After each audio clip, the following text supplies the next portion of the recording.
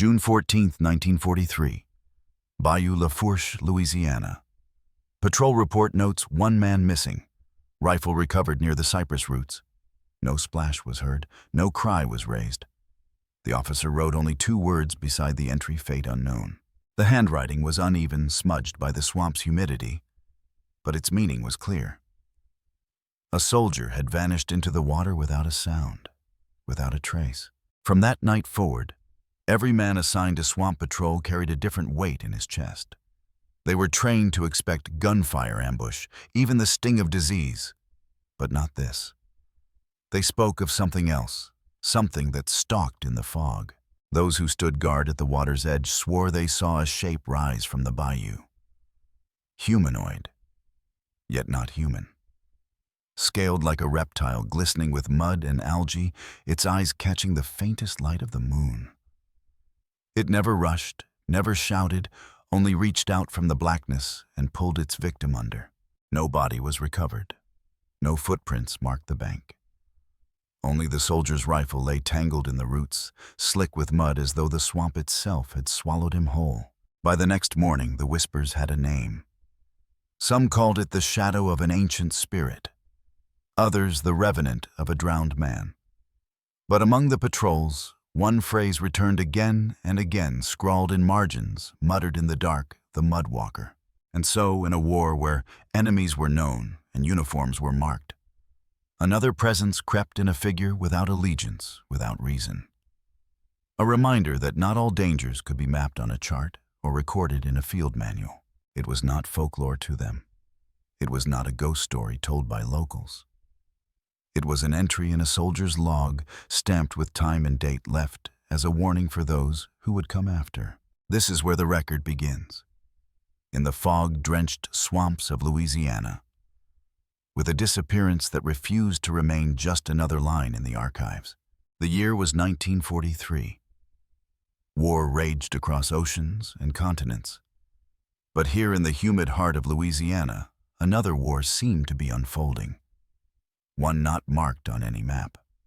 Units were dispatched to the bayous under the banner of routine security, guarding supply chains, monitoring the labyrinth of waterways, and patrolling areas where smugglers or deserters might slip through. Yet those orders only told half the story. What the soldiers faced out here was not an organized enemy, but the swamp itself. And perhaps something more. The Louisiana swamps were unlike any battlefield these men had known. By day, they were oppressive but navigable, thick with insects, the air heavy with the smell of rot and moss. By night, they became a living maze. Cypress trees loomed like sentinels. Spanish moss draped like shrouds. The black water stretched endlessly, broken only by the sudden splash of an alligator or the glint of unseen eyes. Lanterns did little good in the mist. Shapes blurred, shadows grew longer, and the distinction between real and imagined thinned. Most of the patrols were boys in uniform, barely past their training camps, expecting to be shipped overseas. Instead, they found themselves knee-deep in mud rifles, slung across their backs, ordered to walk the same paths night after night. They marched in silence, 2 or 3 at a time, careful not to let the swamp claim their footing. And though they laughed in daylight about the strangeness of their assignment, when the sun dipped below the tree line, their nerves betrayed them. Even the bravest admitted in whispers that something in those waters was watching. Officially, the dangers were simple. Snakes, alligators, the risk of drowning in sudden sinkholes, disease from mosquitoes. But the men began to notice a pattern. Patrols did not always return whole. A man missing a rifle left behind, ripples in the water with no source. The paperwork would reduce it to a few lines, a singular disappearance or fate unknown.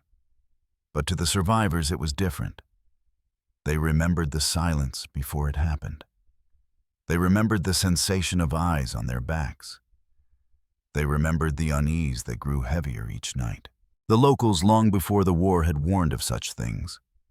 Fishermen told of boats drifting back, unmanned gears still inside. But their owners vanished. Hunters were said to disappear mid-trail, as if swallowed by the ground itself. Families instructed their children never to wander after sundown, never to follow the sound of water where the reeds grew too thick. Around firesides and in parish towns there were murmurs of shadows moving upright in the mud of shapes that glistened like scaled flesh under the moonlight.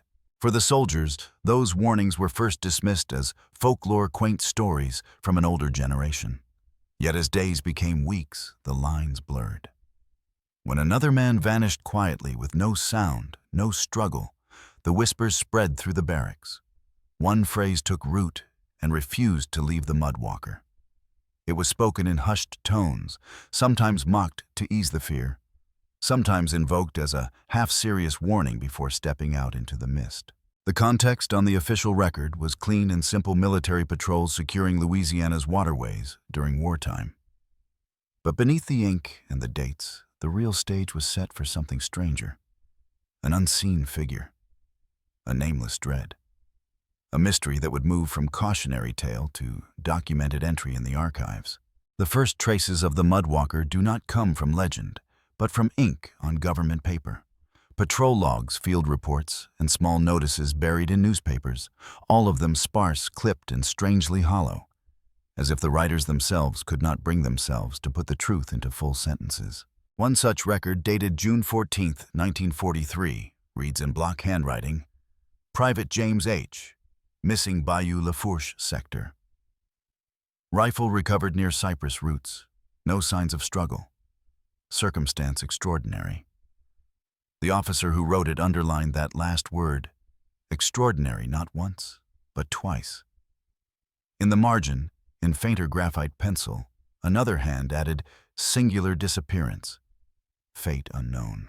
Weeks later, the New Orleans item published a brief, almost dismissive note. Unusual occurrence reported in Bayou sector. A military patrol failed to return at full strength. Official comment withheld. It appeared beside grain prices and river traffic schedules, as if the disappearance of a soldier in uniform was no more unusual than a shipment delayed on the Mississippi. But locals clipped the article, folded it, and tucked it into Bibles or kitchen drawers, remembering what the Army hoped they would forget. Another log, July 2, 1943. Corporal Andrews separated briefly from unit during routine patrol. Lantern located near waterline. Rifle intact. Body not recovered. Again the words, fate unknown. The phrase begins to feel like a refrain, a kind of official incantation, as though by writing it, the event could be sealed away, explained without explanation. Personal letters told more than the reports dared. A soldier from Baton Rouge wrote home to his sister. This place does things to a man. You can be standing beside someone, hear their breath, and then nothing. Like the mud takes them. Sergeant says it's gators. But gators don't walk upright. Another wrote in his journal, found later among his belongings, I've stopped looking into the water. When I do, I see shapes moving, but the surface is still. The official language never varied accident, drowning, hazard of duty. But the descriptions in the raw notes tell a different story. Time and again, no splash, no cry, no signs of struggle. Silence was the constant. Men trained to shout at the crack of a twig, men drilled to fire at the faintest rustle, vanished in silence. Only the widening ring of ripples remained. By August, even officers' men bound by protocol began to slip. One captain, in a confidential memorandum, scribbled a phrase that should not exist in a military file. This is the second taken. The men whisper of a mudwalker. The archives do not elaborate. There are no photographs, no conclusive investigations, just fragments, yellowed paper, blurred signatures, and words that feel at once too restrained and too haunted. Extraordinary. Singular disappearance. Fate unknown. These are not the vocabulary of men who believe in accidents. They are the vocabulary of men who did not know how to name what they had seen. And so the paper trail becomes as chilling as the swamp itself. Every log, every clipped article, every marginal note forms the bones of a record that points towards something unspeakable, hidden in the bayou mist. The swamp was already a haunted place before the soldiers came. Its people knew that. For generations, stories moved like the water itself, slow, winding, impossible to contain.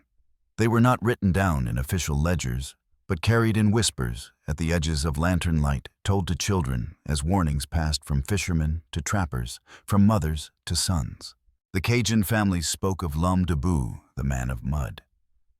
He was said to rise from the marsh after storms, his skin gray and glistening like wet clay, his eyes pale as fish bellies without lids. They said he walked where no man should walk, across sinking ground, through water that would drown anyone else. If he fixed his gaze on you, the swamp itself would conspire to pull you under. No body was ever returned. No ripples betrayed his passing. Only silence. The Hama and Choctaw elders told it differently, with deeper roots. They believed the swamp did not give up its dead. A hunter drowned in quickmud, a warrior lost in the mire, a boatman whose canoe capsized in a storm. All of them, they said, risked returning. Not as men, not as spirits, but as something between, scaled heavy and bound to the mud. These were not ghosts that drifted harmlessly, but revenants that dragged the living down to join them. In parish towns, people recalled the trapper of 1899. He had followed a trail of raccoon prints deep into the reeds. His canoe was later found, drifting, his hat still inside his rifle propped against the side. On the bank, his footprints stopped abruptly mid-stride, as though he had stepped into thin air.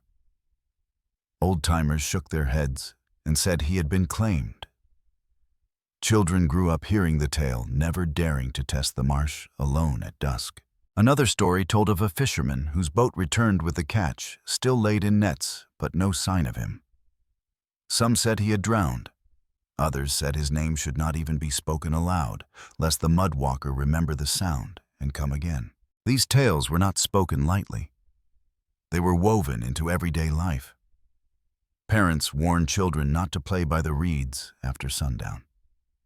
Hunters left offerings at the edge of the marsh, bread, tobacco, rum, tiny tributes to keep the water calm. Whole families would change their paths home if the swamp grew too quiet. For when the swamp fell silent, with no crickets, no frogs, no birds, it meant the mudwalker was near.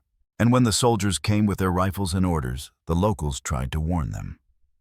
Some parish women whispered, "Don't stare into the water if you hear nothing. Don't answer if someone calls your name from the reeds." But soldiers are taught to dismiss superstition. They laughed at first. They said they weren't afraid of a story told by fishermen. Yet the swamp was patient. It swallowed their laughter. Soon the patrols themselves began to notice the same things the locals had spoken of: the sudden quiet, the shifting mud that pulled harder than it should, the strange bends of the reeds when the air was still. A figure at the edge of vision. A shadow that walked when it should not. By the time the first man went missing, the folklore had already taken root in their minds. By the second, it had a name whispered in the dark: the Mudwalker. By the third, they no longer mocked. They muttered prayers. They clutched medals or charms. Some carved small talismans into wood given to them by local families. Hardened soldiers, men trained for war, began to walk the bayou like their grandfathers once had, armed with rifle in one hand and superstition in the other. The Mudwalker was no longer a story. It was part of their nightly march, a presence felt as real as the weight of their boots in the muck.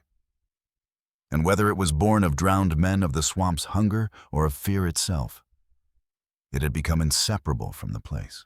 The Mudwalker of Louisiana was not alone in the archives. When the fragments are pieced together, what emerges is not just a swamp story. It is a recurring shadow that follows soldiers and settlers alike across borders and decades, always appearing at the threshold between earth and water, always leaving silence in its wake. In 1944, a military patrol in Florida's tangled mangroves filed an almost identical report: private missing. Rifle intact. Lantern located at waterline. Circumstance extraordinary. The phrasing mirrors Louisiana's logs, word for word, as if copied by some unseen hand. In the margin, a soldier wrote a phrase never meant for official files, silent as the grave. The locals there had their own name, L'Homme de Mangrove, the Mangrove Man. Fishermen swore he waited in the reeds, his body caked in salt mud, watching with pale, lidless eyes. Go back to 1912, Atchafalaya Basin. The St. Francisville ledger carried a small item. 2 trappers vanished. Their canoe was retrieved unharmed, still laden with gear, their prints ending mid-stride in the muck. The paper described it as a singular disappearance attributed by the superstitious to swamp revenants. The townsfolk did not call it revenant. They called it the drowned one that walks. Even earlier, still French colonial journals in the 1830s describe l'homme couvert de vase, the man covered in mud-stalking bayou hunters. One settler wrote, "It moved like a man, but bore the stillness of death." The reeds parted, though the air was calm. These lines, buried in faded letters, echo almost exactly the language of 20th century patrol reports. And the motif reaches far beyond Louisiana. During the Pacific campaigns of World War II, Marines, stationed near rice paddies in the Solomon Islands, recorded strange notes in their diaries. He was beside us one moment, then gone. Not a cry, not a splash. The water is silent here, and something walks it. Across thousands of miles, soldiers were describing the same rhythm disappearance without sound. A shadow upright at the water's edge, the eerie stillness that came before. Anthropologists who revisited these accounts decades later began to frame them as part of a larger motif. In papers and conferences, they spoke of the liminal predator, a presence that inhabits threshold swamp and shore river and jungle lake and forest, always scaled, always mud-caked, always patient, and always silent. Yet, for the men who lived through it, there was no academic language, only fear. They were not thinking of motifs, they were clutching rifles tighter when lantern light failed. They were not building theories, they were muttering prayers, fingering charms pressed into their palms by parish mothers or wearing crucifixes under damp uniforms. And here lies the unsettling truth. Whenever men have stood watch at the edge of water, this figure seems to follow. From colonial letters to parish folklore, from clipped newspapers to military logs, from Louisiana to Florida, from the bayous to the Pacific jungles, the same silence emerges. Always the silence. The bridge between these accounts is not coincidence, it is pattern. A pattern that stretches across time, space, and culture. The Mudwalker is only one name among many. The Mangrove Man, the Drowned One, the Walker in the Paddies. Each mask different, but the outline unchanged. This raises the darker question. Are these stories scattered fragments of a single truth? One presence that drifts across places where earth dissolves into water? Or are they different faces of something older? Something that belongs not to men or beasts, but to the liminal spaces themselves. The archives cannot answer. They leave us only fragments marked with phrases like fate unknown, singular disappearance, extraordinary occurrence. But together these fragments form a chorus, one that hums beneath history, carrying the same note of dread across centuries. The silence is the bridge. The ripples that widen without sound. The footprints that end mid-stride. The rifle recovered with no man to claim it. And in every generation, in every frontier, someone leans close to the fire and whispers the same thing. It walks. The deeper we step into the record, the more it resists. It is as if the archives themselves are trying to keep their silence, like the swamp that birthed the story. A patrol log, July 8th, 1943, begins neatly, almost routine Squad 3 Lafourche sector. 5 men dispatched. 4 returned. Then the handwriting breaks apart. The next lines are jagged, uneven, almost carved into the page. 1 rifle recovered. Boots abandoned. No splash, no cry. Figure upright. And then, As if someone panicked, thick black ink rakes over the words. But the strokes do not cover them fully. Beneath the blotches you can still trace fragments: scaled skin, dragging motion, luminous eyes.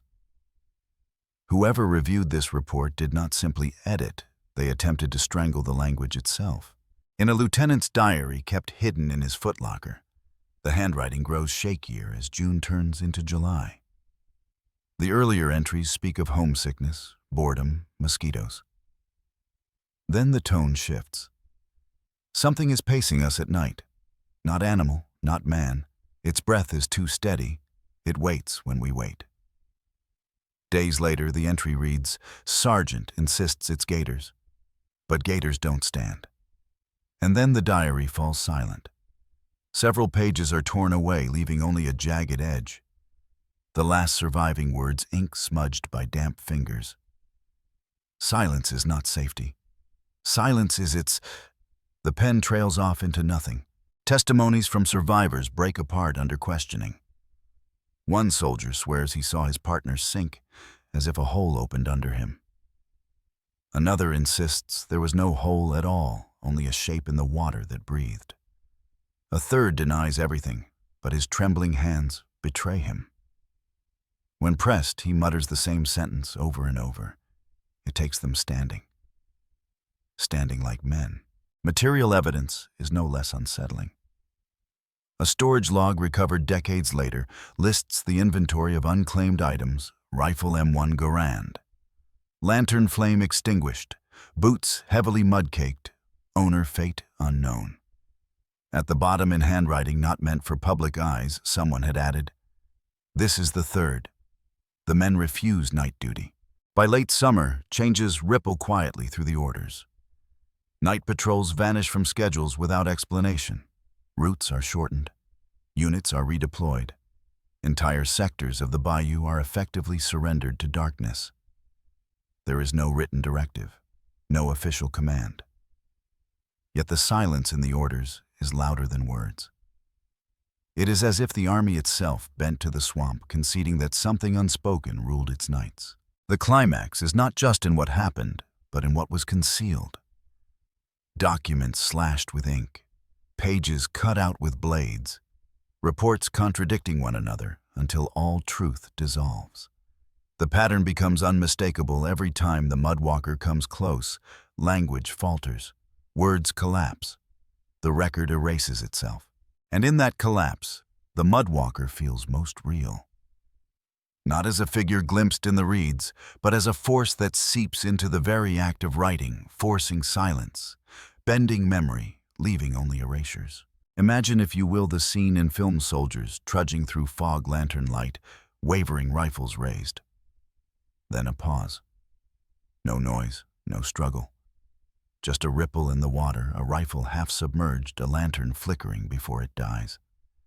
The camera lingers on the mud, and then cuts to a hand turning pages in an archive, finding only blacked-out lines, torn corners, and the chilling refrain, "Fate unknown."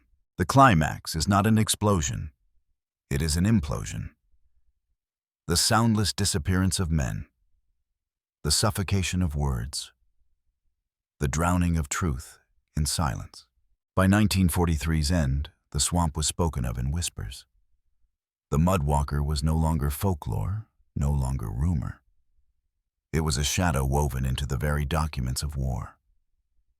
And those documents, even in their erasures, leave us with something more terrifying than proof.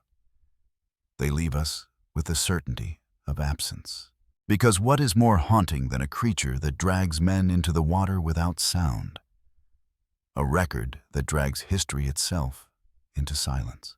As the documents fade and the testimonies fracture, another thread emerges, one that binds Louisiana's mudwalker to mysteries elsewhere, like veins of dark water flowing underground, connecting swamps, rivers, and marshes across time.